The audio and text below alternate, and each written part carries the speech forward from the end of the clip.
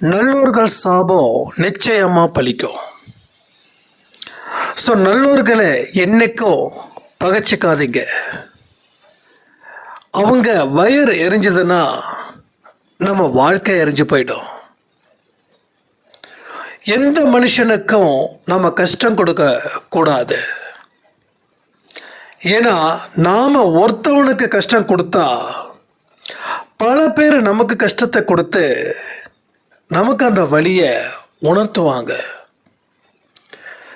இந்த பாடத்தை சரியாக படிச்சிட்டா வாழ்க்கையில் துன்பங்கள் இல்லை.